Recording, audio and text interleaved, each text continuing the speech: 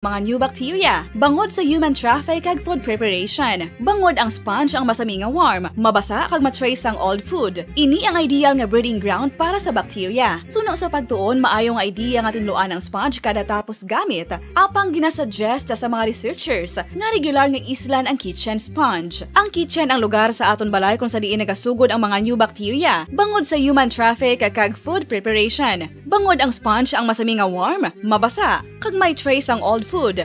Ini ang ideal nga breeding ground sa para sa bacteria. Suno sa pagtuon, maayo nga ideya nga tinluan ang sponge kada tapos gamit, apang ginasuggest sa mga researchers nga regular nga islan ang kitchen sponge.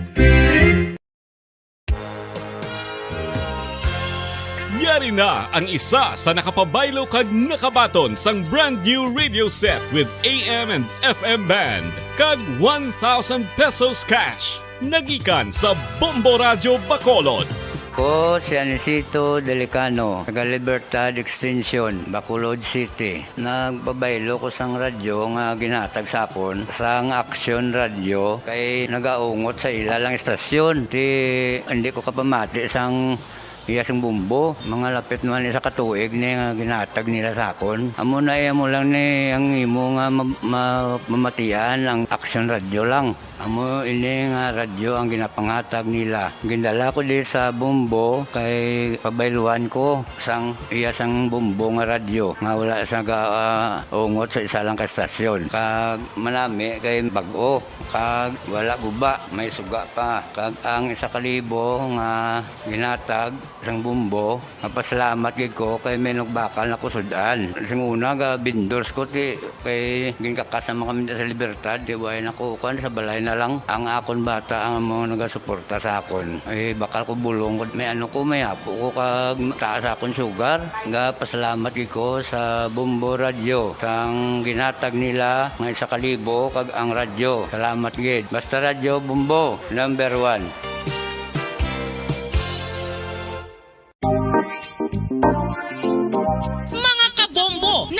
Balubala ka mo nga halos maghampak na sa 3 million ang natapikan sang COVID-19 sa Pilipinas. Mataas sa gihapon ang active cases sa bugos nga pungsod kag halos 50 mil na ang mga nagtaliwan bangod sa sini nga virus. Hindi magkumpiyansa, depensahi ang kaugalingon kag ang imo mahal sa kabuhi. Magpabakuna na batok sa COVID-19. Pahanumdom nagikan sa Bombo Radio Bacolod. Basta Radyo Bombo! Mga kabombo, madamo gid ang pagkaon apang ano bala. Ang dapat himuon kung may matabo sang suspected foodborne illnesses. Kung may matabo nga suspected foodborne illnesses, dapat i-preserve ang mga ebidensya. Kung may bahin sang suspected food nga nabilin, taguon ini. Putson sang maayo kag ibutang sa freezer. Magpabulong sa gilayon. Kung ang sintomas nagapadayon o kung nagalala, gilayon nga magkadto sa doktor agud magpakonsulta. Hindi man magkalipat nga i-report ang insidente sa local health department. Mga pamaagi para mangin matinlo kag safe ang aton mga pagkaon. Ipabilin nga matinlo ang palibot. Isiparar ang hilaw sa naluto ng mga pagkaon. Lutuon sang maayo ang mga pagkaon nga dapat lutuon. Taguon ang mga pagkaon sa safe nga temperature. Depende sa kinahanglan sang klase sang pagkaon. Maggamit sang safe nga tubig kag raw materials.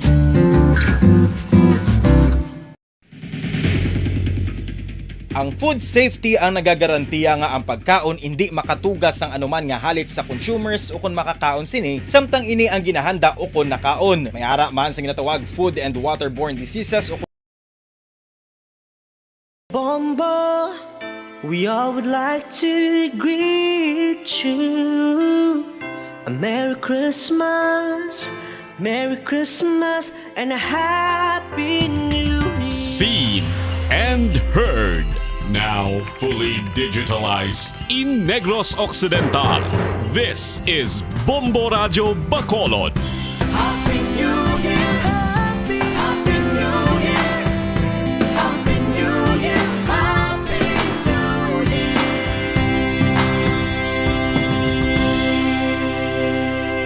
Basta Radio Bombo! Bombo Radio Bacolod. Number 1! Basta Radio Bombo! 8 minutos ang nabilin antes ang alas 7 saga. Welcome diri sa pagpangalaga daw sang Bombo Report Second Edition adlaw sang Biyernes pets 7 sa bulan sang Enero subong tig 2022. Labing unang adlaw sang Biyernes, labing una man ng bulan subong year 2022. Subong aga mangin kaupod ang inyong alagad si Bombo Erlin Bayonita.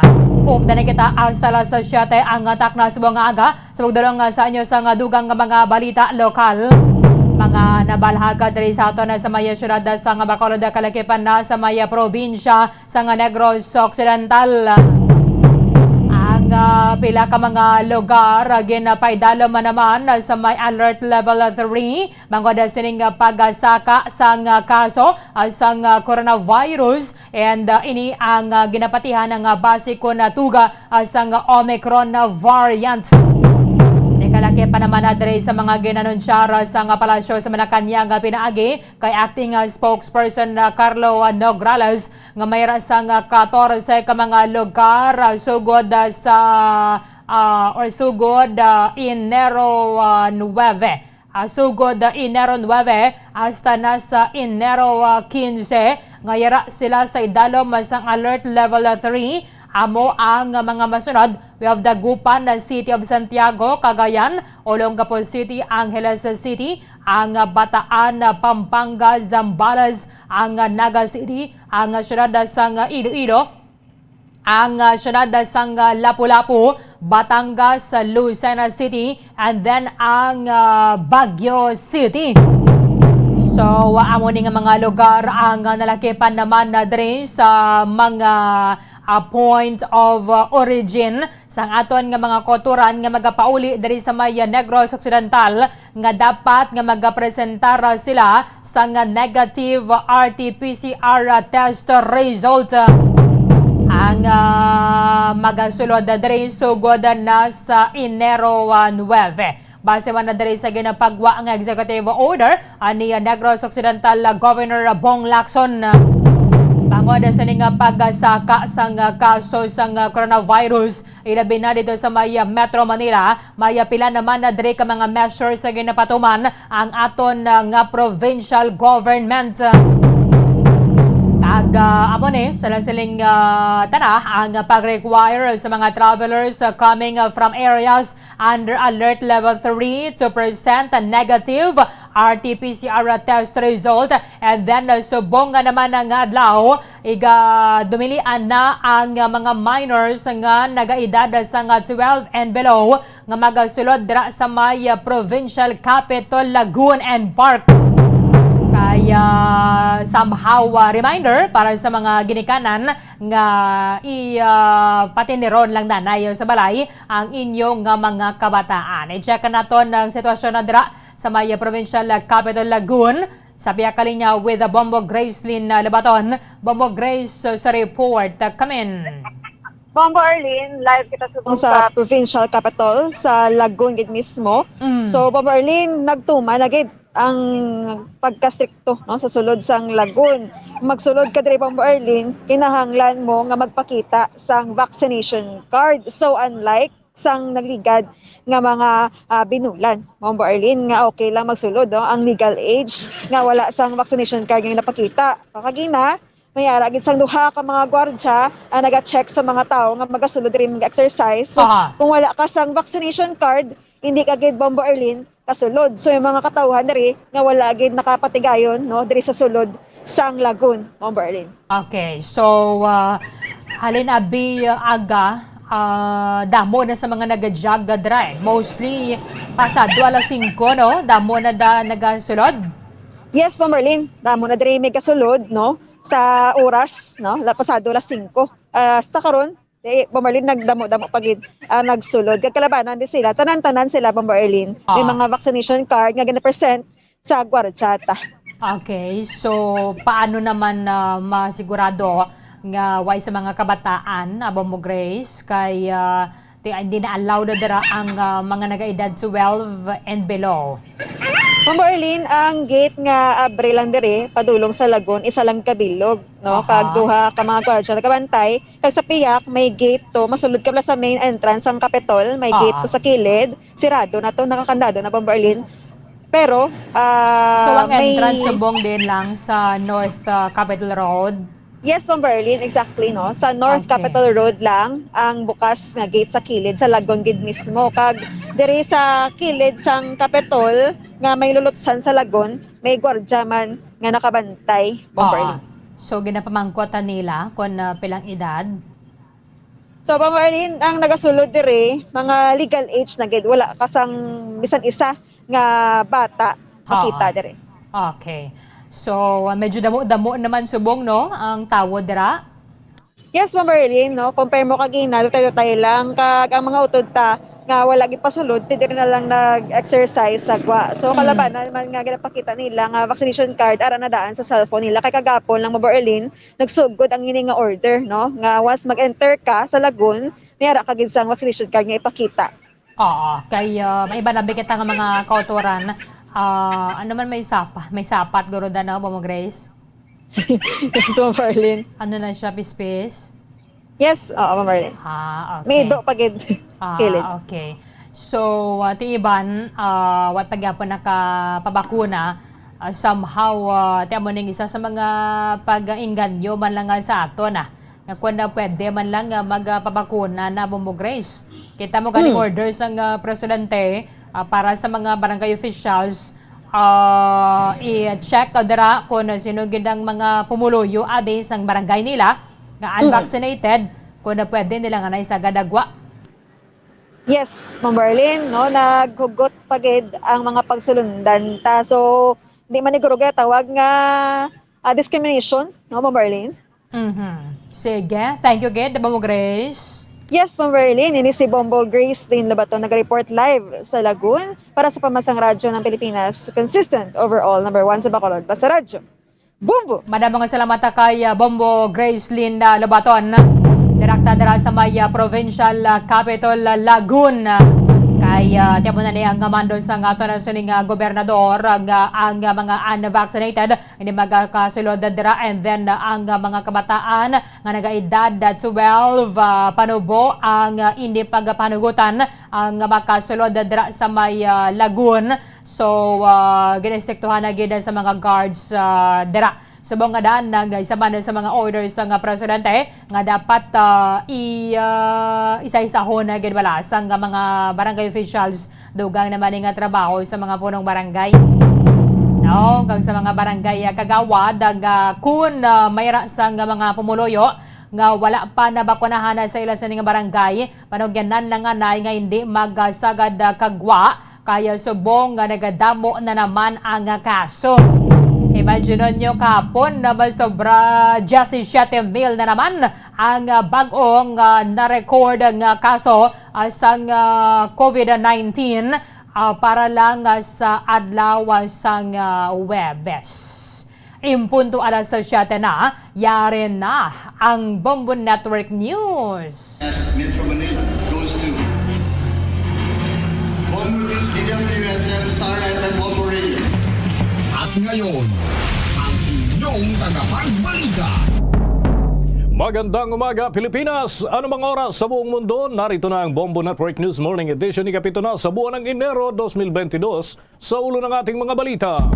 Ang Department of National Defense pinasinungalingan ang lumalabas na impormasyon na magpapatupad ng martial law. Si Pangulong Rodrigo Duterte naman iniutos ang movement restrictions para sa mga hindi pa bakunado.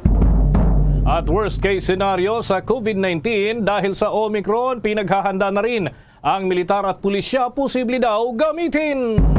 At sa international news naman, si US President Joe Biden binatikos si Trump na 1-year anibersaryo ng January 6 Capitol attacks. Samantala ang WHO naman nagbabala na hindi lamang mild ang Omicron variant. Samantala, mamaya, kukumustahin din ho natin. Yung curfew kasi, ipapairal din daw dyan sa Iloilo sa pagbabalik kaugnay ho ng pagsasailalim dyan sa Alert Level 3. Pagsisilbi ng alak, bawal na rin sa mga bar. Bago naman ang Alert Level 3, sangguniang panlalawigan ng Pangasinan, ikinukonsidera ang pagpapatupad ng no vaccination, no labas policy. At sa ating sports news, Games and Amusement Board handang tulungan ang Filipino billiard great na si Dennis Orculio matapos ma-deport sa Amerika. Bago sa detalye, kami ang inyong mga tagapagbalita. Ako si Bombo Everly Rico. Ako naman si Bombo Dennis Hamito at ngayon sa ating mga detalye. Maring pinabulaanan ni Department of National Defense Secretary Delphine Lorenzana ang kumakalat na impormasyon na magpapatupad ng martial law si Pangulong Rodrigo Duterte dahil sa patuloy na pagtaas ng kaso ng COVID-19. Kasunod dito ng kumalat na isang voice message na nanghihikayat sa mga mamamayan na mag-imbak ng pagkain ng ilang araw dahil sa nakatakdang pagdedeklara ng Pangulo. Ayon sa kalihim, isang fake news ang nasabing kumalat na voice message mula sa hindi kilalang individual. Magugunit ang ilang lugar na rin sa bansa ang inilagay sa Alert Level 3 dahil sa pagpapatuloy ho ng pagsipa ng kaso ng COVID-19. Pagbati muna ng magandang umaga mga kabombo, mga Kastar Nation sa atin hong mga nanay, mga tatay, mga daddy na mami. Yan. Good morning po sa inyo mga kabombo na nakikinig at nanonood ho sa atin sa pamamagitan ng Facebook Live at YouTube channel ng Bombo Radio Philippines. Alam nyo ba na habang lumalaki ang inyong anak ay nagbabago rin ng vitamins na kanyang kailangan? Ang tuloy-tuloy na paglaki suportahan ang tuloy-tuloy na pag-inom ng Cherry Pearl. May tamang vitamins para kay anak anuman ho ang kanyang edad. Simulan with Cherry Pearl Drops habang siya ay baby. Ituloy naman sa Cherry Pearl Forte at Cherry Pearl Syrup for Kids. Pagka teenager na ho sila, meron namang Cherry Pearl PGM Capsules. Tandaan, huwag itigil ang vitamins para makatulong sa tamang pagtangkad kasama ng proper diet at exercise. Cherry Pearl, tangkad sagad. Mahalagang paalala, ang Cherry Pearl ay hindi gamot at hindi dapat gamiting panggamot sa anumang uri ng sakit. Si Pangulong Rodrigo naman ay iniutos ang movement restrictions para sa mga hindi pa bakunado. Alamin naman ang buong detalye mula kay Bombo Raymond Tinazo. Bombo Ever, Bombo Dennis, kagabi ay muling nagpatawag nga si Pangulong Duterte ng meeting sa Interagency Task Force at dito rin ay nagsagawa ng Toto People at alas 8 ng umaga ito isinaimpapawid at tatapos ng 10:30. So inabot yan ng 2 oras at 30 minuto yung daloy ng meeting sa Interagency Task Force. At dito nga ay dahil sa patuloy na pagtaas ng COVID-19 cases dahil sa Omicron variant ay nagpahayag ng pagkabahala rito si Pangulong Duterte dahil sa 2 araw lamang daw 5,000 lang noong January 4 at noong January 6 kahapon ay sumipa na sa mahigit 17,000. So mahigit pa sa triple daw yung pagtaas ng COVID-19. Dito ay kanyang iniutos ang ilang mga mas mahigpit na mga restrictions lalo na sa mga hindi pa bakunado. Kanyang inatasan ang mga barangay captain na tukuyin yung mga kabarangay na hindi pa bakunado at ayaw magpabakuna at sila ay i-restraint o kaya ay pagbawalang lumabas ng kanilang mga bahay. At kung hindi raw sila susunod, ay gamitin daw yung kanilang pagiging persons in authority na arestuhin sila at kailangan daw ipatupad yung batas. At narito yung bahagi ng direktiba ni Pangulong Duterte laban sa mga hindi bakunado. Because it is a national emergency, it is my position that we can restrain and that I have ordered the barangay captains because under the law, ang barangay captain can enforce all the laws of the land within his community. That's the long and short of being a person in authority. Lahat na batas, except those reserved for some sectors, agencies, and the president, lahat, they are mandated to enforce the laws of the land, all laws within their jurisdiction, except the exemptions that's reserved for some officials or agencies. That is my position, and I'm now giving orders to the barangay captain to look for those persons who are not vaccinated and just would request them or order them, if you may, to stay put And if he refuses, he goes out of the house and goes around in the community or maybe wherever magpunta, he can be restrained. And if he refuses, then the barangay captain, being a person of authority, is empowered now to arrest. Yan ang bahagi ng pahayag ni Pangulong Duterte. At dahil nga sa baka raw lumala pa, tumaas pa lalo yung bilang ng COVID-19 cases, ay pinaghandaan na ni Pangulong Rodrigo Duterte yung tinatawag na worst case scenario. At sinabi ni Pangulong Duterte na kanyang kumbaga inaalerto yung militar at pulis para sila ay kumilos at tutulong. Pero nilinaw naman ng Pangulo na hindi ito martial law, kundi kanya raw hihilingin yung mga militar at pulis na magsakripisyo at sila na ang maghahanap ng pwedeng pagdalahan sa mga karagdagan pang mga magpositibo sa COVID-19 dahil marami raw yung mga ospital na tumatanggi ng tatanggap ng mga bagong kaso dahil punuan na rin sila sa kanilang mga hospital beds. At sinabi niya na yan talaga ang trabaho ng pulis at militar, lalo na sa mga panahon ng sakuna ay sila yung first responder. Narito uli si Pangulong Duterte. Inimbita ko ang armed forces. I wanted to talk to them, pati ang police. Be a business for the military and the police to maintain order and help the civilians. Whatever. Sarado ang mga hospital. They are refusing new admissions kasi it can become there might be some, alam mo na, we want to help, and if you just can wait, we will mobilize all persons. Pero kung maggrabe ito na lahat tinamaan bahay por bahay, hindi sabihin nag-martial law. No, not that. The military has to sacrifice. Kunin nila yung kung saan nila dalhin o police. You know, that's hindi lang kasi nakaintindi ang publiko ng role ng military pati police. Lahat ng natin, bagyo, landslide, sunog o riots, it's always the police and the military. Yan yung bahagi ng pahayag pa ni Pangulong Duterte.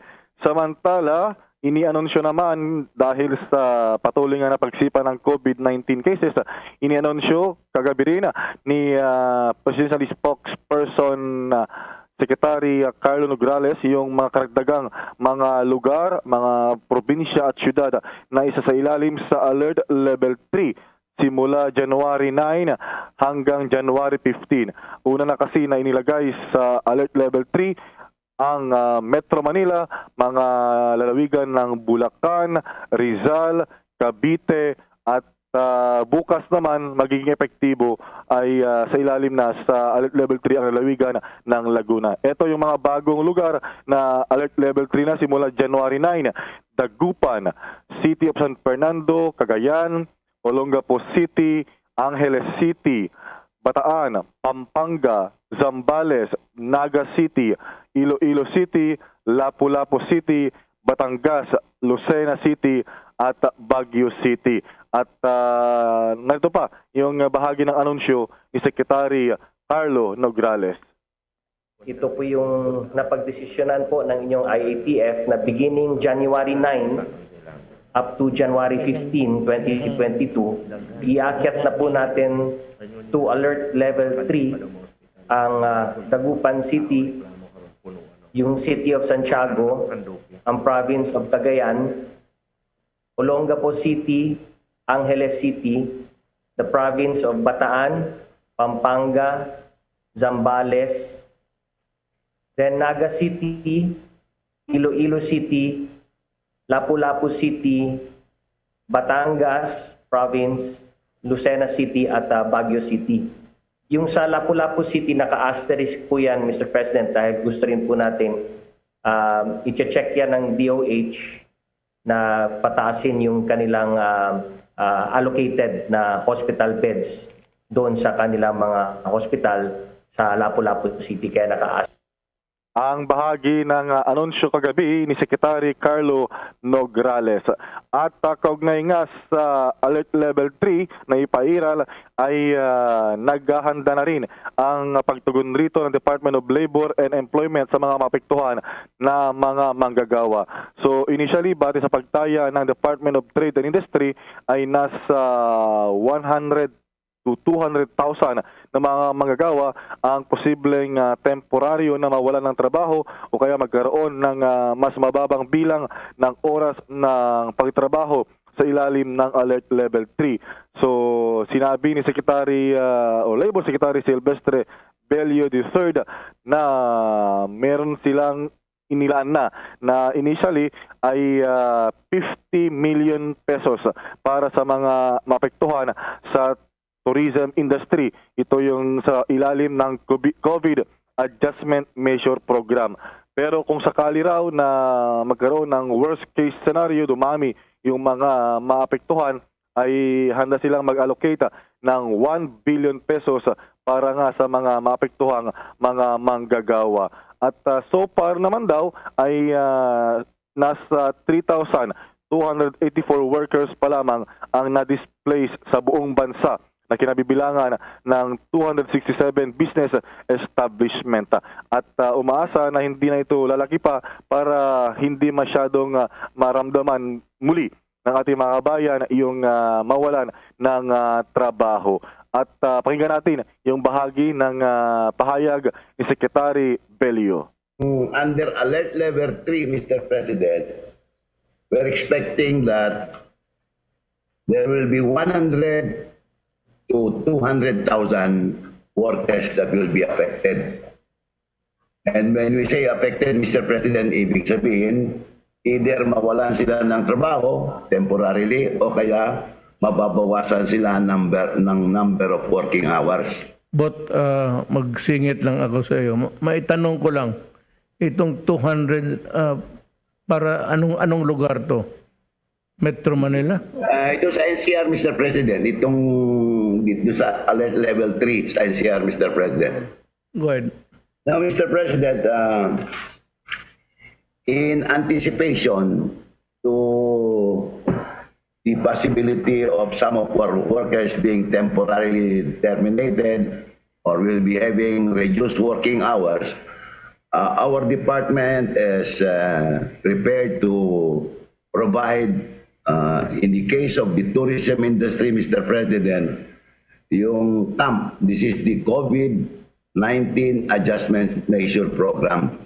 And upon the funding of Secretary Berna, Mr. President, we allocated 50 million for her workers in the tourism industry. However, Mr. President, in case of war scenario, we may be compelled to allocate 1 billion for workers who will be affected by this level 3. Sa ilalim nga ng Alert Level 3 ay ilang establishmento ay papayagang makapag-operate ng 30% indoor venue capacity para lamang sa mga fully vaccinated individuals at 50% outdoor venue capacity provided na yung mga empleyado ay fully vaccinated. So, work sa mga tanggapan ng gobyerno ay limitado lamang sa 60% on-site capacity. At ito, yung ilang araw na pinag-uusapan naman ay tinugon kagabi rin ni Trade Secretary Ramon Lopez yung napaulat na shortage ng supply ng paracetamol, yung yung branded, bagitin natin yung Biogesic na karaniwang ininom laban sa sinat o gamot. Ang paliwanag ni Secretary Mon Lopez ay hindi nagkaroon ng shortage ng supply, bagkus nagkaroon ng stock out dahil yung inventory ng mga butika ay mabilis na naubos matapos kahon-kahon yung binibili ng mga consumer at kumbaga sumobra doon sa expected nila na bibilhin ng mga tao dahil nga sa dumaraming nagkakaroon ng lagnat, sinat at ubo. Bombo Dennis. Pero sabi niya ay nakausap nila yung mga manufacturers at walang problema sa local production at nagsimula na araw yung replenishment ng mga supply kahapon. At inaasahan nila na sa weekend ay mag-normalize na yung supply sa mga butika, mga stocks dahil napakalaki raw yung kayang-kayang production at marami yung stock na hindi nga lamang na i-deliver pa. Pakinggan natin yung paliwanag pa ni Trade Secretary Ramon Lopez. Ang nangyari po, Mr. President, dahil siguro dumadami nga yung cases, nag-umpisang umakyat ng December 28, biglang dumami ang mga nangailangan ng ating mga kababayan, nangailangan ng mga paracetamol para panggamot sa mga lagnat or sinat. Yung sudden increase in demand in the start of the new year, talagang naging beyond the normal levels ng inventaryo ng mga drugstores. Kaya nagkaroon talaga ng stockouts. Kaya akala ng mga tao, naku, nagkaubusan na. Pero actually, ang tawag nga lang doon ay stock out dahil naubos yung inventaryo dun sa mabilisang increase in demand. Immediately, in-alert natin yung mga manufacturers to replenish at in-assure natin public, may supply, wag ko silang mag-panic buying na yung iba magpa-panic buying, bibili kahon-kahon. Ang bilhin lang nila, yung kailanganin lang nila para kasi hindi rin abutan ng expiration pag masyadong marami silang bibilin. Kinausap natin ng mga manufacturers, actually, more than 60 million tablets a month ang kayang i-produce ng ating local manufacturing companies. No? So this is not a supply issue. Again, inapura ang mga replenishment that started yesterday. And we expect the supply to normalize at mawala na yung pila. Ang nangyari po, Mr. President, dahil siguro dumadami nga yung cases, nag-umpisang umakyat ng December 28, biglang dumami ang mga nangailangan ng ating mga kababayan, nangailangan ng mga paracetamol para panggamot sa mga lagnat or sinat.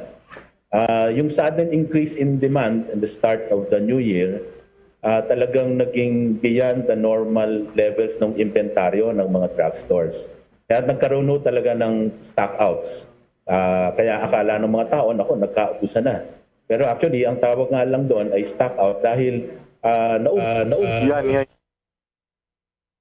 ni Trade Secretary Ramon Lopez. So halinawa ay magtuloy-tuloy na yung replenishment ng mga supply ng gamot. At meron naman daw mga alternative, lalo na yun nga lamang ay nagkaubusan din sa mga butika yung mga kumbaga generic na paracetamol, yung analgesic at ilan pa na binabanggit ni Secretary Mon Lopez.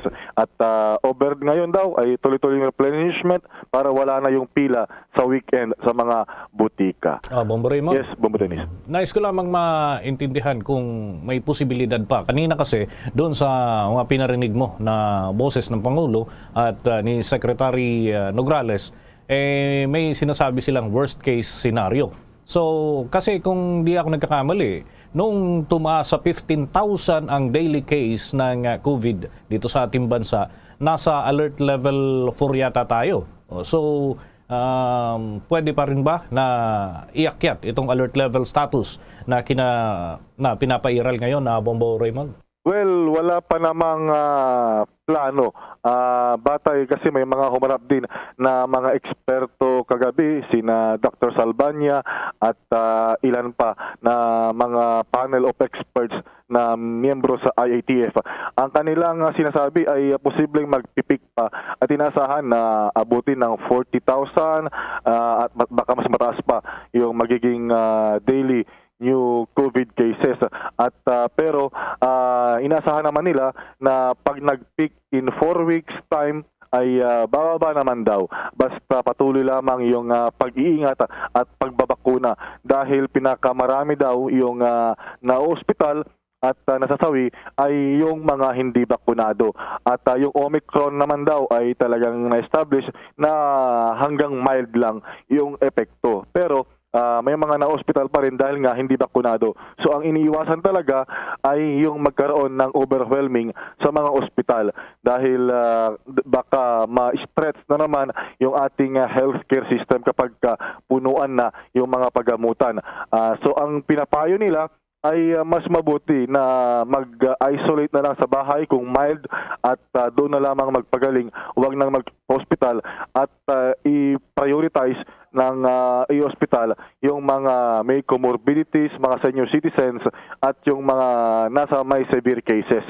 So tingnan natin kung magkaroon pa ng paghihigpit kapag lalo pang tumaas. Pero kagabi sa pulong ng IATF ay nanatili yung pagpapairal pa rin ng alert level 3 sa ilang mga lugar at baka naman sa pamamagitan nito ay hindi na magtaas pa sobra at makontain na rin yung pagkalat ng Omicron variant, Bombo Dennis. Okay, maraming salamat, Bombo Raymond. So yan yung kabuuan, mga pinakamahalagang mga bahagi ng Talk to the People ni Pangulong Duterte kagabi. Para sa Bombo Network News, Bombo Raymond Tinaza nag-uulat para sa pambansang radyo ng Pilipinas, Basta Radyo, Bombo. Bombo International News. Inalala ng mga opisyal sa Amerika ang isang taon na Capitol attack noong Enero 6. Pinangunahan ni US President Joe Biden, Vice President Kamala Harris at Speaker Nancy Pelosi ang pag-aalala sa mga nasawing mga kapulisan na nagprotekta laban sa mga lumusob na mga rioters. Sa talumpati ni Biden ay direkta nitong inakusahan si dating President Donald Trump na hindi niya matanggap ang kanyang pagkatalo. Tinawag nito na ang 2020 election bilang greatest demonstration of democracy sa kasaysayan ng Amerika. Kahit na may banta ng COVID-19 ay bumoto pa rin ang nasa 150 milyon na mga Amerikano. Isa umanong malaking pagkakamali at un-American ang ipinakalat ni Trump ukol sa naging maling resulta ng halalan. Kaugnay pa niyan, pakinggan natin ang pahayag ni US President Joe Biden. For the first time in our history, a president had not just lost an election, he tried to prevent the peaceful transfer of power as a violent mob breached the Capitol. But they failed. They failed. And on this day of remembrance, we must make sure that such attack never happens again.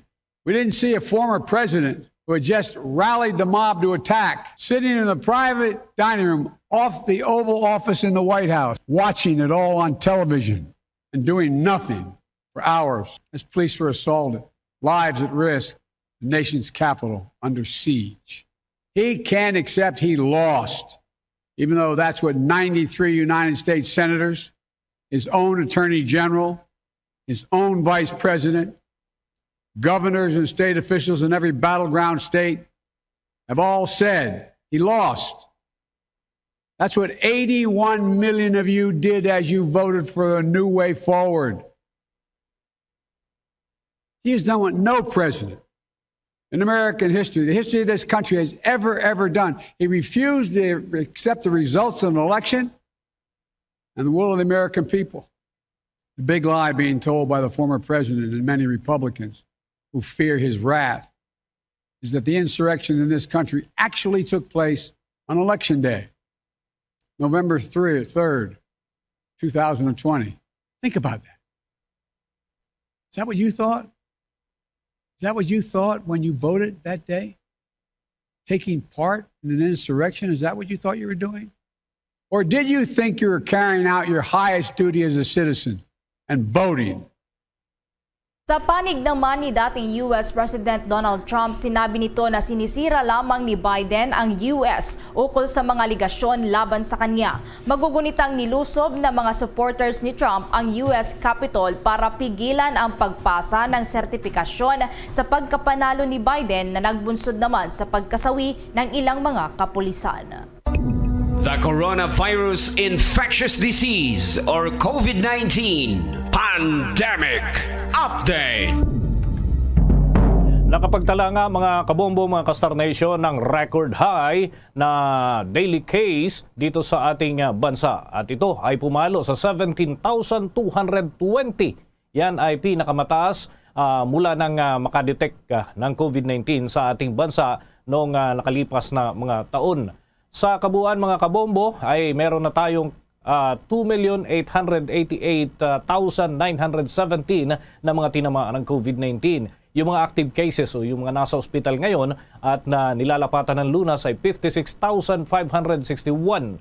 Yung panibagong naitalahong nasawi ay 81, kaya meron tayong 51,743 na mga tinamaan ho ng COVID at kalaunan ay nasawi.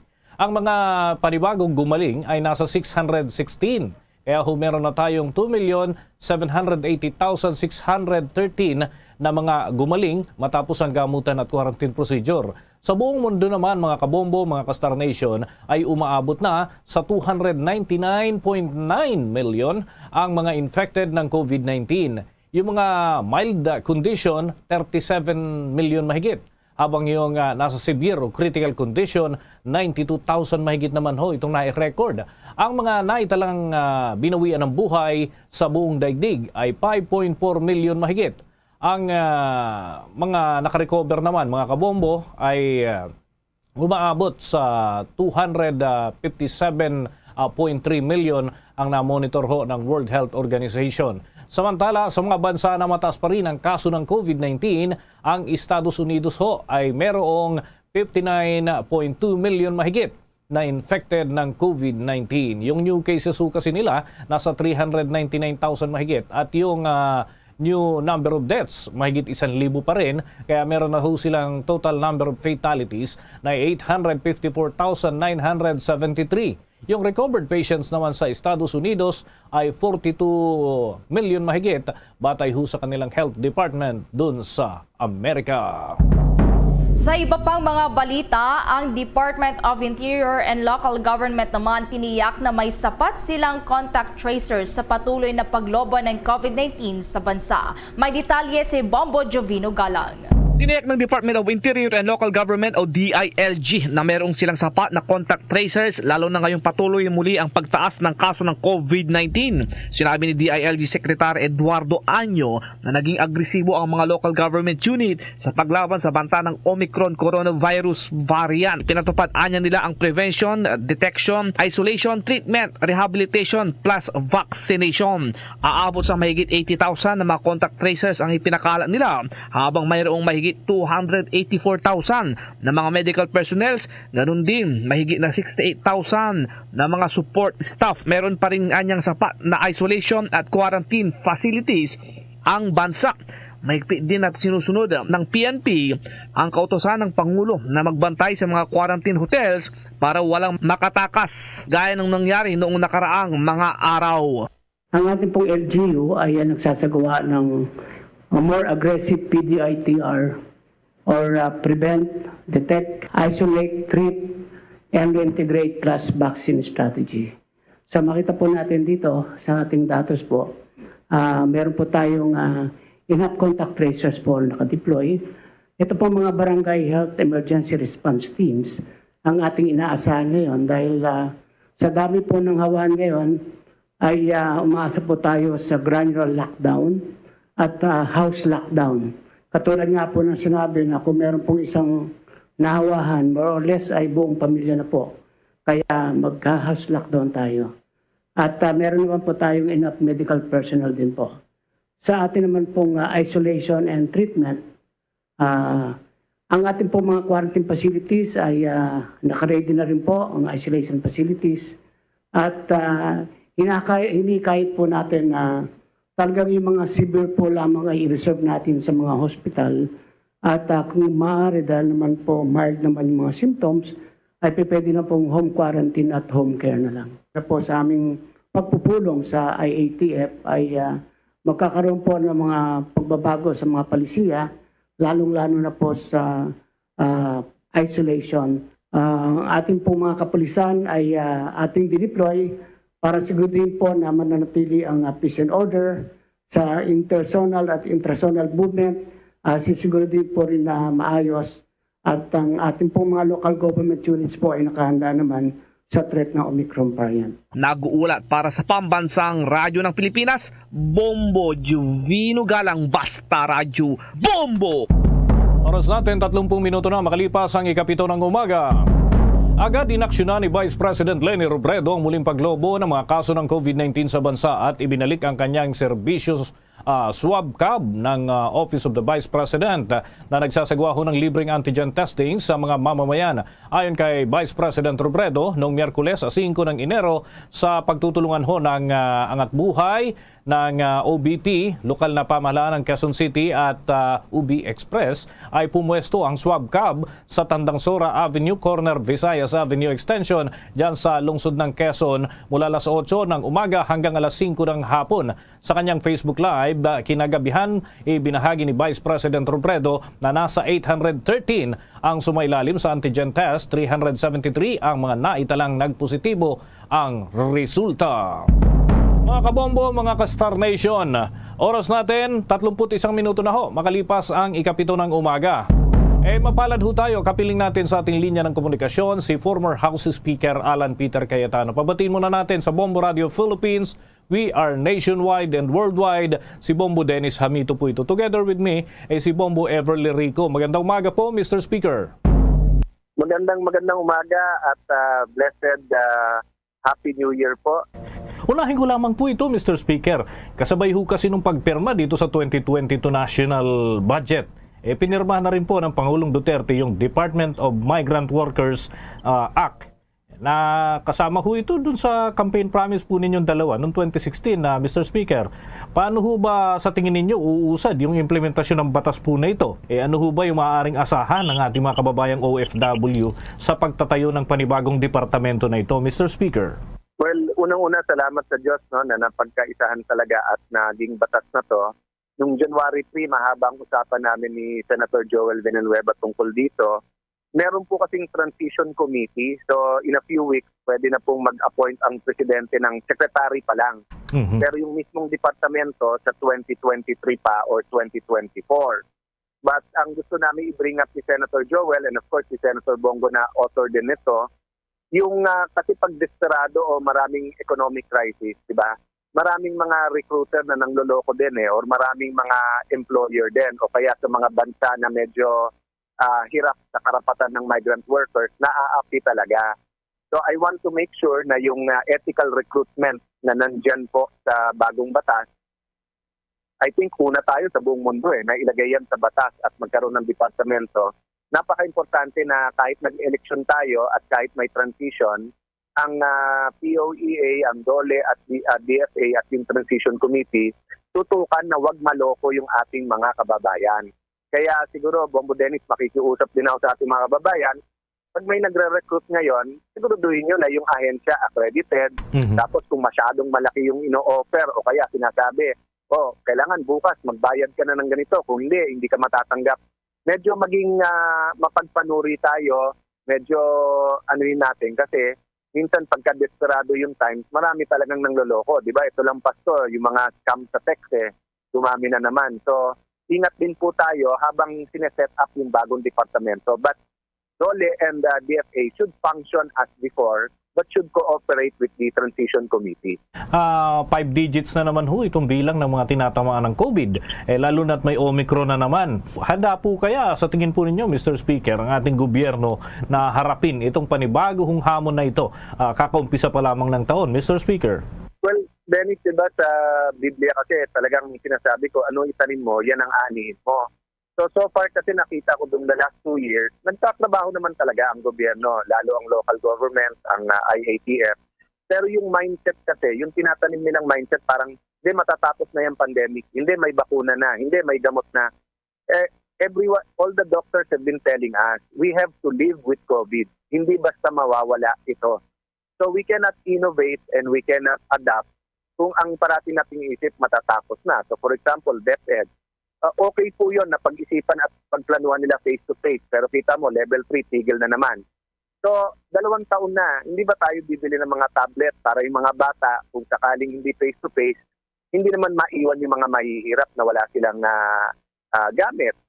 Sa mga classroom, nakita po natin yung mga pagbabago, 50% na lang yung laman, tapos may mga protective gear. Pero dati nang punong-puno yung mga classroom. So, gagawa ba tayo ng bagong classroom? Or, di ba, kailangan, Dennis, mag-adapt tayo eh. So, ang good news, between DSWD, DOLE, DOTR, DTI, may 80 billion na ayuda. Ang bad news, napakaliit ng 80 billion. So, katulad ngayon, no, marami kaming na-monitor na restaurant nagsara, hindi dahil walang customer. Pero ang daming lang crew at kusina na nadali ngayon ng COVID. Yung 2 linggo na walang sweldo, napakabigat nun. Lalo kung breadwinner yan. So kailangan pumasok dyan ang DOLE at saka ang DSWD. Sa Taguig po, no, for 2 years na, may hinanda kaming ilang milyon na ayuda just in case sumama yung panahon. So sa national, parang bang we're wishing every day na mawala na tong pandemic. Pero we're not living as if. So I'm really hoping this 2022, makapag-innovate ang gobyerno kahit na nag-eleksyon, kahit nagka-transition tayo.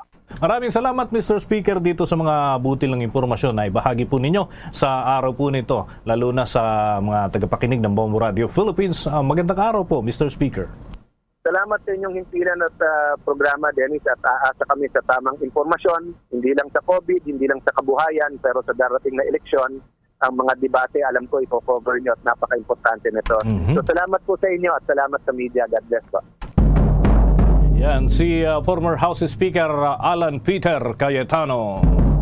Samantala, muli namang ipinanawagan ni 3-term Senator at ngayon House Deputy Speaker Loren Legarda ang maigting na pagsunod sa basic health protocols. Para kay Legarda, kailangan ito makaraang pumalo nga sa 7,220 na ang karagdagang kaso ng COVID-19 na naitala ng Department of Health.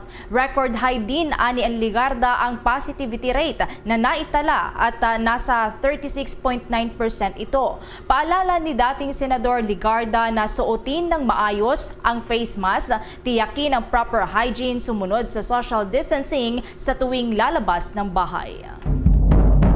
Samantala, minamadali na ng Philippine Overseas Employment Administration o POEA ang pagbalangkaso ng Implementing Rules and Regulation o IRR ng Department of Migrant Workers na nakatakda namang ipatupad sa pag-aproba ng 2023 General Appropriations Act. Sinabi ni POEA Administrator Bernard Olalia na may mga ginagawa silang pagpupulong at pag-uusap dito at paglilipat na rin sa bagong departamento. May gagawing pagpupulong din ng Department of Labor and Employment o DOLE kung saan ho ay halos lahat ng mga ahensya ng bagong departamento ay manggagaling ho doon.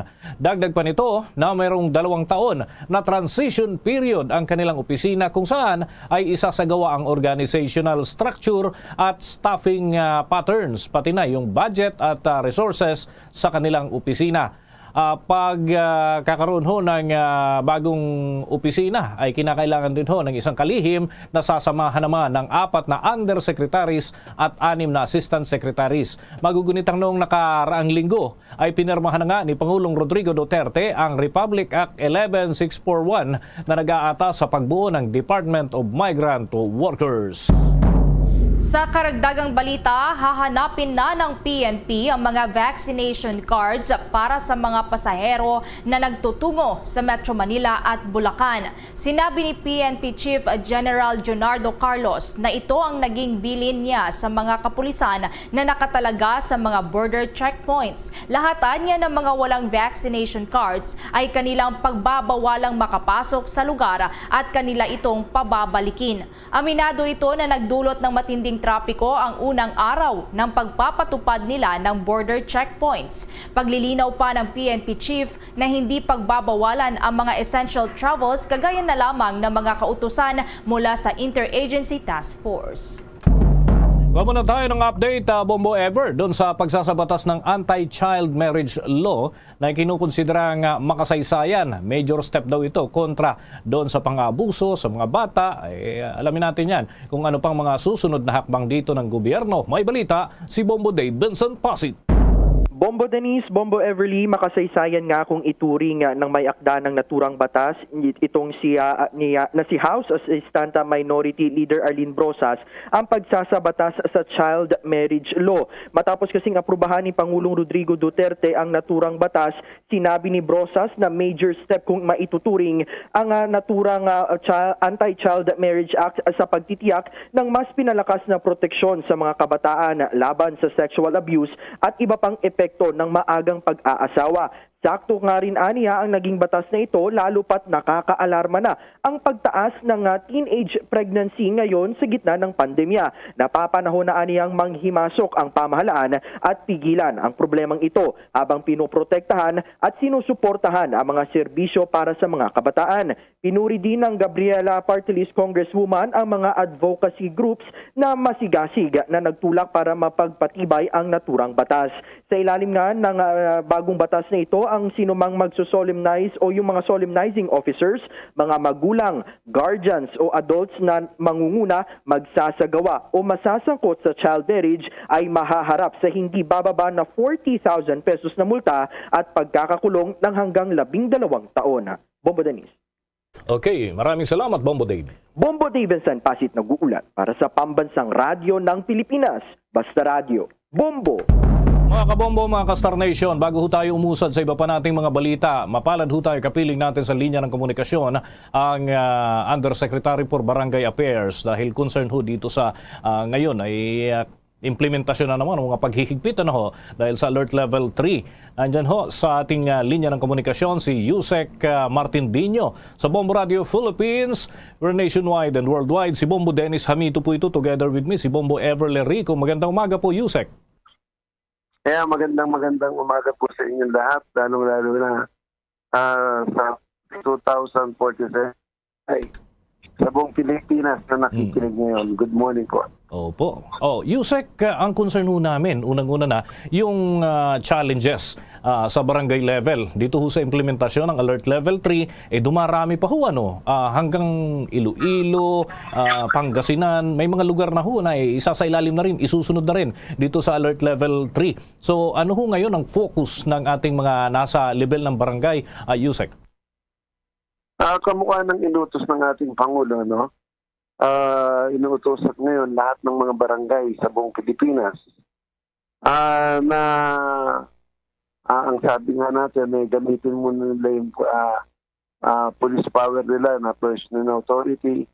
Tapos yung ating mga barangay tanod is agent of a personal authority na pabalikin na muna nila sa kanilang matahanan at sawayin muna na lumabas yung ating mga kabarangay na hindi pa bakunado.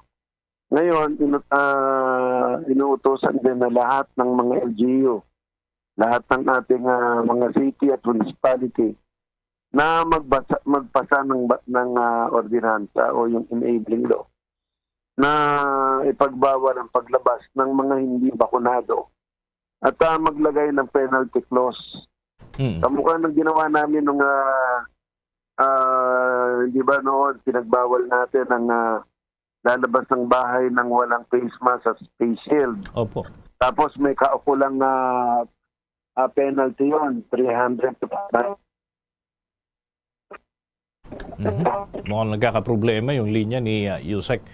Sige, siguro i-check muna natin yung linya ni Undersecretary Martin Dino. Importante ho yung kanyang sinasabi. Yun nga lang malinaw. Malinaw na ba? Yan. Opo. Sige po. Please proceed, Yusek, please. Yun yung sinasabi ko nga sa inyo na kailangan magpasa ng ordinansa yung ating mga city at municipality. Kung natatandaan nyo noon, yung ating may ordinansa na non-wearing of face mask at face shield, merong penalty yun, 300 to 500 pesos. Tapos merong yung community service o kulong. So ngayon, itong paglabas, actually, particular lang, para dito sa mga hindi bakunado dahil wala nang dahilan para hindi sila magpabakuna dahil napakarami na ng bakuna sa ating bansa. Noon, talagang maaari na ireklamo nila na walang bakuna ang Pilipinas. Pero ngayon, nagbo-booster na nga tayo, tsaka yung 12 to 17 years old. So, ngayon, habang wala pa silang napapasang ordinansa, pwede naman nasawayin muna ng mga barangay captain tsaka ng tanod yung ating mga mamamayan. At pagka naman sila lumaban, at yun, kasuhan ng assault. At yan, pwede na nating, sabi ko nga sa inyo, yung mga CCTV sa inyong lugar, ng mga barangay, pwedeng gamitin yan kung meron talagang pasaway na mga hindi bakunado. At siguro pwede na rin na isama nila dun sa ordinansa na isuot yung kanilang vaccination card. Dahil siyempre, kada sita ngayon, nakabulsa yan. Di sa dami ng sisitateo, mas maganda na naka-display, nakasuot na sa dibdib nila yung ID o yung vaccination card nila para every time na may maninita sa kanila, nakalabas na. Ganon din, pagka nasa loob ka ng sasakyan, sisitayin ka ng mga pulis. So, hindi ka na mahihirapan. Biro mo, nakaupo ka, buntukutin mo sa bulsa mo yung vaccination card. So, ito yung ating mga minumungkahi na mga ilalagay sa kanilang ordinansa. Pero sa ngayon, siyempre, kailangan talaga ng enabling law. Pero kayang-kaya naman natin sa barangayan. Sanay na tayo dito. Saka magdadalawang taon na tayo sa laban na to. At alam ko naman na since the start, pinangunahan ng mga barangay yung nangyari. Ang maganda lang dito, ayon dito sa Omicron na to, o yung nakakahawa. Alam mo, yung mga ospital nga natin ngayon, dumadami na. Pero pagka ikaw ay bakunado, antimano, pinauuwi ka. Dahil ang kailangan mo lang, mga paracetamol, tsaka yung gamot sa sipon, gamot sa ubo. Yan ang advantage. Pagka ikaw ay bakunado na. Ako, nag-positive ako nung November 10, pero hindi ako nilagnat, hindi ako sinipon, hindi ako inubo, may panlasa ako, may pangamoy ako, hindi ako nagkaroon ng diarrhea. Samantalang diabetic at saka meron akong maintenance sa heart.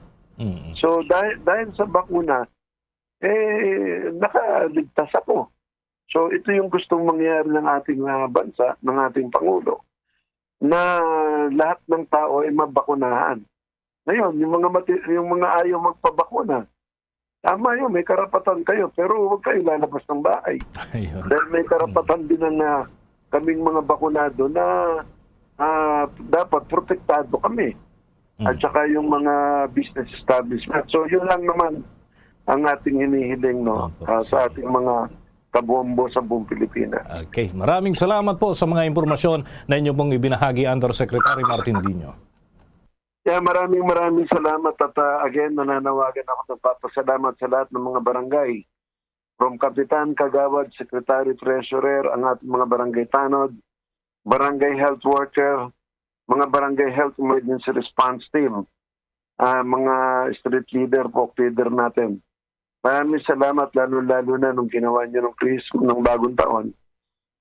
Order namin na bawal yung mga programa, magpapanya.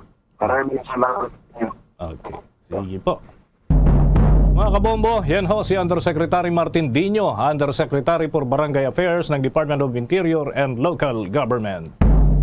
Mamaya abangan pa, alamin naman ang mga hakbang na ginagawa ng mga lokal na pamahalaan sa Iloilo at Pangasinan bago pa man yan ang pagpapatupad ng Alert Level 3. At sa international news naman, ang World Health Organization nagbabala na hindi mild ang Omicron variant. Yan at iba pa sa susunod na sa ating pagbabalik.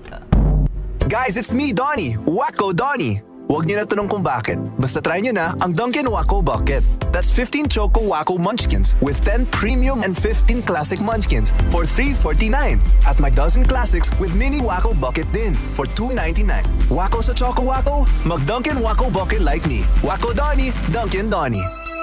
See posters for details. Promo runs from December 28 to January 31, 2022. Per DTI Fair Trade Permit Number FTEB 131128 Series of 2021. At ngayon, sa pagpapatuloy ng iba pang pangunahing mga balita. 50 minutos na ho, makalipas ang ikapito ng umaga. Kuha na tayo ng mga balita mula sa mga lalawigan. Magpapairal daw ng curfew doon sa Iloilo City at ibabalik dyan yung iba pang mga paghihigpit kaugnay doon sa pagsasailalim nga sa Alert Level 3. Pati ho yung alak, yun, bawal na. Maki-update tayo sa Bombo Radio Iloilo. Ibabalik na ang curfew sa lungsod ng Iloilo kaugnay ng pagsailalim sa lungsod sa Alert Level 3 epektibo sa Enero 9 na magtatagal hanggang sa Enero 15. Sa eksklusibong panayam ng Bombo Radio kay Iloilo City Mayor Jerry Tranyas, sinabi nito na lilimitahan na rin ang capacity sa mga opisina, religious gatherings at mga restaurants. Sa ngayon, pinagbabawalan na lumabas ng bahay at pumasok sa mga mall ang mga individual edad 11 taong gulang pababa at sa 65 anyos pataas. Bawal na rin ang pag-inom ng alak sa pampublikong lugar. Posible ayon sa alkalde na ang biglaang pagtaas ng COVID-19 cases sa lungsod ay bunga na rin ng Omicron variant ng COVID-19. Napag-alamang may active case ng Omicron variant sa Iloilo City matapos nagpositibo sa nasabing variant ang seafarer mula Kenya na umuwi sa lungsod. Iyan ang ulat mula rito sa Bombo Radio Iloilo. Ito si Bombo G sa Padios para sa Pambansang Radio ng Pilipinas. Consistent overall number 1 sa Iloilo Basta Radio. Bombo!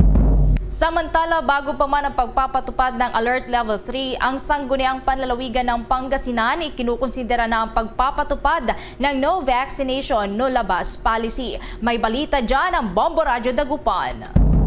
Ikinukonsidera ngayon ng sangguniang panlalawigan ng Pangasinan ang pagpapatupad ng no vaccination, no labas policy dito sa probinsya dahil sa tumataas na kaso ng COVID-19 at banta ng Omicron variant. Ayon kay Board Member Jeremy Aherico Ming Rosario, Chairman ng Committee on Health sa sangguniang panlalawigan, kinakailangan na ang mas maigting na paghahanda dahil sa tumataas sa bilang ng nahahawaan ng sakit sa NCR at sa mga karatig na probinsya. Ang pagkakaroon ng no-vax, no-labas policy ay bilang pag-iwas at paghahanda sa potensyal na pagpasok ng COVID-19 Omicron variant sa lalawigan. Masyadong mabilis anyang pagkalat ng bagong variant kahit bago pa maramdaman ng epekto ay gumagawa na ng kaukulang measures ang pamahalaan. Kailangan din po siguro na i-consider at gawin na magkaroon din ng ganyang direktiba. In fact, meron ng executive order ang ating pong ating governor magkaroon ng regulated movement sa mga tao na wala pang hindi pa kompleto ang vaccination sa COVID. Para sa Bombo Network News, mula rito sa Bombo Radio Dagupan, Bombo Justin Fontanilla Rosete nag-uulat para sa Pambansang Radyo ng Pilipinas, consistent number 1 sa buong lalawigan ng Pangasinan, Basta Radyo. Bombo! Ang Korte Suprema ay puspusan na ho yung mga preparasyon para sa gaganaping bar examination sa gitna ho yan ng nakataas na Alert Level 3 at pagdami ng mga kaso ng COVID-19. Doon naman sa bahagi ng Mindanao, alamin ho natin kung paano naghahanda dahil may lugar din ho doon, yung Mindanao State University ay pagdarausan ng pagsusulit para sa Abugasya. Alamin natin ang report ng Bombo Radio Johnson. Nasa 200 examinees nakadakdang kukuha ng bar examination sa Mindanao State University dito sa lungsod. Ayon kay Osman Aragasi, Vice Chancellor for Administration and Finance ng MSU Jensen, na isang karangalan sa kanila na mapili bilang isa sa mga venue sa bar examinations. Dagdag pa nito na maraming proseso kanilang pinagdanan para makapasa sa standard ng Supreme Court. Isa sa pinagbasihan ng pagpili ng MSU Jensen dahil sa peace and order at kahandaan ng kanilang mga pasilidad. Nalaman na taong 2020, kinansila ng Korte Suprema ang bar examinations dahil sa pandemya. Dahil sa pagtaas muli ng kaso ng COVID-19 dahil sa Omicron variant, pinekli na lang ang eksaminasyon. Sa normal na bar examination, 4 na linggo sana ang pagsusulit, subalit ngayon 2 araw na lang at gagawin Enero 23 at Enero 25. Ito na rin ang unang pagkakataon ng mga bar examinations na isagawa sa iba't ibang lugar dito sa bansa. Ulat mula rito sa Bombo Radio, General Santos. Bombo Boy Galano para sa Pamsa Radio ng Pilipinas, ang consistent number 1 sa Jensen Basta Radio. Bombo! Hindi naman may tuturing na variant of concern ang IHU coronavirus variant na unang natuklasan sa France. Sinabi ni infectious disease expert Dr. Edsel Salbania na mula noong Nobyembre ng nakalipas na taon ay binabantayan na ito ng World Health Organization. Dagdag pa nito na maraming mga mutation pero wala umano itong immune evasion sa naunang variant na Delta at Omicron ay hindi ho kapareho ang kapasidad. Ang IHU ay pangalan umano ng isang institute sa France. Patuloy niya na binabantayan nila pero hindi ito gaanong binibigyan ng atensyon tulad ng Delta at Omicron na coronavirus variant. Bombo International News. Nagbabala ang World Health Organization na bagamat less severe ang Omicron variant ay hindi anya ito mild. Lumalabas sa recent studies ng Omicron na hindi gaanong nakakapagdulot ito ng malubhang sakit kumpara naman sa naunang variants ng COVID-19. Subalit ayon kay WHO Chief Dr. Tedros Adhanom Ghebreyesus na nag-iwan ng severe pressure sa healthcare systems ang bilang ng naitatalang dinadapuan ng Omicron variant. Isa na nga dito ang Amerika na nakapagtala ng mahigit 1 milyong COVID-19 cases sa loob lamang ng isang araw. Ayon sa Health Agency ng United Nations, tumaas ang global cases ng 71% sa nakalipas na linggo habang umakyat naman ng 100% sa Amerika lamang.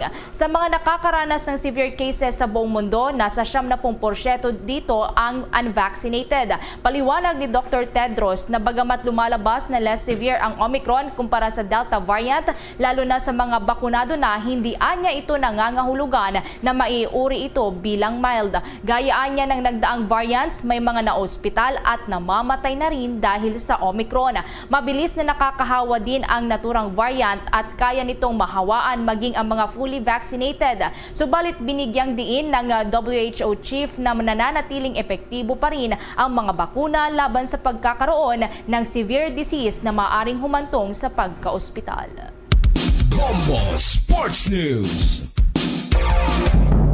Handang magbigay ng tulong ang Games and Amusement Board o GAB kay dating World 8-ball champion na si Dennis Urculio matapos na ito ay ma-deport mula sa Amerika dahil pa rin sa overstaying. Dahil sa nangyaring insidente ay naharap si Urculio ng 5 taong ban mula sa Amerika na maapektuhan daw ang kanyang paglalaro sa torneo para sa nasabing bansa. Sinabi ni GAB Chairman Abraham Mitra na labis silang nalulungkot nang matanggap ang naturang balita na nakulong pa itong si Urculio matapos mapaso ang kanyang visa. Dagdag pa nito na hindi niya masisisi itong si Urculio dahil sa nagiging matagumpay naman siya sa bawat torneo na sinasalihan sa Estados Unidos.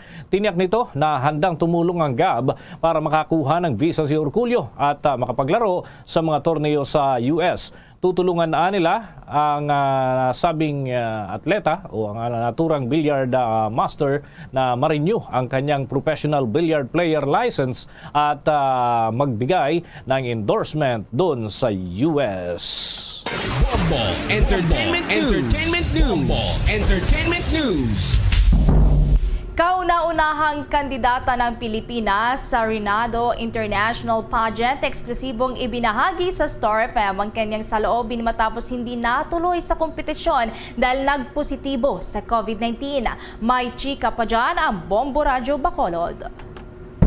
Nagpapagaling na si Miss Reinado International del Cafe Philippines Rufa Nava matapos nagpositibo sa COVID-19 dahilan na hindi na siya natuloy bilang kauna-unahan sanang kandidata ng Pilipinas sa nasabing beauty pageant na magaganap bukas sa bansang Colombia. Sa exclusive interview ng Star FM Bacolod kay Miss Reinado International del Cafe Philippines Rufa Nava, ito ang unang pagkakataon na sabihin niya sa publiko ang kanyang saloobin kung saan labis niyang ikinalungkot ang nangyari, lalo na at lumabas na positibo siya sa COVID-19 sa bisperas ng bagong taon kung saan kinabukasan sana nito ay ang kanyang flight na patungong Colombia. Medyo nalulungkot talaga kasi parang nakikita ko na sana yung sarili ko dun sa pageant na yun. Kailangan lang natin maging positive talaga sa life, and at the same time, kailangan lang talagang unahin muna natin yung health natin. Dagdag pa ng Ilongga Beauty Queen na na-disappointment siya ay naniniwala pa rin siyang may magandang dahilan ang nangyari sa kanya at nagpapasalamat sa lahat ng mga patuloy na sumusuporta pa rin sa kanya. Yun, siguro may reason lang talaga kung bakit. Siguro baka hindi lang talaga yung pageant na to para sa akin. Para sa akin, ano siya, lesson siya na kailangan nating ingatan yung health natin, especially ngayong pandemic. Ang Reynaldo International del Cafe o International Queen of Coffee Pageant ay pinopromote ang mga coffee products ng bawat bansa kagaya ng Pilipinas. Hello everyone, this is Rufa Nava, your Reyna International del Cafe Philippines 2022 on 95.9 Star FM. It's all for you. Basta Radyo, Bombo. Mula dito sa 95.9 Star FM Bacolod, para sa Bombo Network News, Star DJ Jessie nag-uulat para sa pambansang radyo ng Pilipinas. Basta Radio, Bombo. Bombo Foreign Exchange Update. Para ho sa mga nag-aabang sa palitan ng piso kontra sa foreign currencies, matamlay pa rin ho ang halaga ng piso sa trading dahil 51 pesos 10 centavos ang katumbas ng isang US dollar, Singaporean dollar 37 pesos 64 centavos, Hong Kong dollar 6 pesos 55 centavos, ang euro ay 57 pesos 82 centavos at ang Saudi Arabian Rial 13 pesos 60 centavos batay sa data ng Bangko Sentral ng Pilipinas. The Bombo Foreign Exchange Rate Update is brought to you by Queen City Development Bank. Bago po tayo magtapos, narito po ang Orasyo Impirata. Merciful and compassionate Father, we come to you in our need to seek your protection against the COVID-19 virus that has disturbed and even claimed lives. We ask you now to look upon us with love and by your healing hand. Dispel the fear and sickness and death. Restore our hope and strengthen our faith. We pray that you guide the people tasked to find cures for this disease and to stem its transmission. We thank you for the vaccines developed made possible by your guiding hands. Bless our efforts to use these vaccines to end the pandemic in our country. We pray for our health workers that they may minister to the sick with competence and compassion. Grant them health in mind and body, strength in their commitment, protection from the disease. We pray for those afflicted. May they be restored to health. Protect those who care for them. Grant eternal rest to those who have died. Give us a grace in these trying times to work for the good of all and to help those in need. May our concern and compassion for each other see us through this crisis and lead us to conversion and holiness. Grant all these through our Lord Jesus Christ, your Son, who lives and reigns with you in the unity of the Holy Spirit, God, forever and ever. Amen. At yan ang Bombo Network News mula sa Bombo News Center, Makati. Kami ngayong managing tagapagbalita. Ako si Bombo Everly Rico. Ako naman si Bombo Dennis Hamito para sa Pambansang Radyo ng Pilipinas, Basta Radio, Bombo. At sumainyo ang kalipunan ng maiinit at pangunahing mga balita sa Bombo Network News. Hatid sa inyo ng Pambansang Radyo ng Pilipinas, Bombo Radio Philippines. Pa! Radyo